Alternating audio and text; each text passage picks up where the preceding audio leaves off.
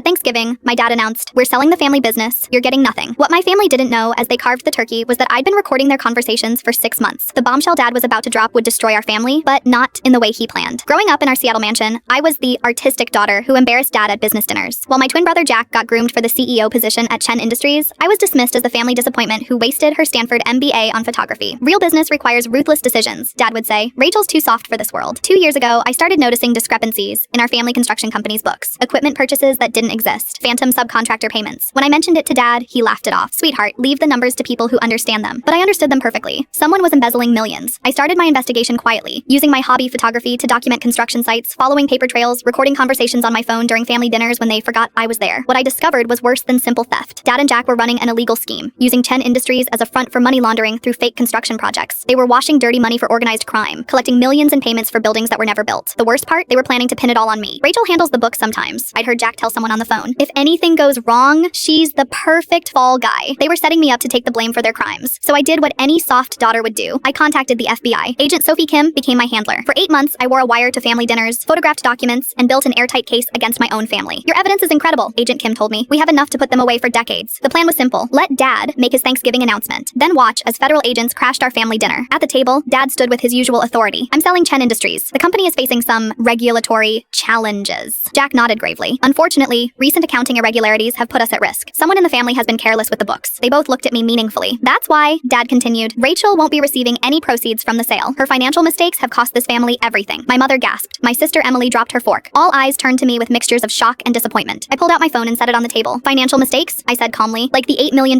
you laundered through the Belltown project that doesn't exist?" Dad's face went white. "What are you talking about?" I pressed play on my phone. Jack's voice filled the room. "If anything goes wrong, she's the perfect fall guy." Then Dad's voice. "Rachel's too stupid to understand what we're really doing. She'll never figure it out." The color drained from both their faces. "I figured it out 18 months ago," I said. "Every fake invoice, every phantom payment, every laundered dollar. I have photos, recordings, and bank records of everything." Jack lunged for my phone, but it was too late. The front door exploded open. FBI agents in tactical gear flooded our dining room, weapons drawn. "Harold Chen, Jack Chen, you're under arrest for money laundering, racketeering, and conspiracy." As they handcuffed my father and brother, Dad looked at me with pure hatred. "You betrayed your own family." "You betrayed me first," I replied. "You just weren't smart enough to realize I was watching." Agent Kim approached with a document. "Rachel, your testimony helped us uncover a $50 million criminal enterprise. The reward money should help you start fresh." As they led Dad and Jack away in handcuffs, Mom turned to me with tears in her eyes. "How could you do this to us?" "I saved us, Mom. They were going to destroy everything and blame me for it." 6 months later, I testified at their trial. The jury took 2 hours to convict them of all charges. Dad got 15 years, Jack got 12. With the reward money, I opened my own photography studio. My first exhibition was titled Family Portraits, every photo documenting their crimes. Sometimes, the soft daughter is actually the smartest person in the room. They just mistake kindness for weakness until it's too late.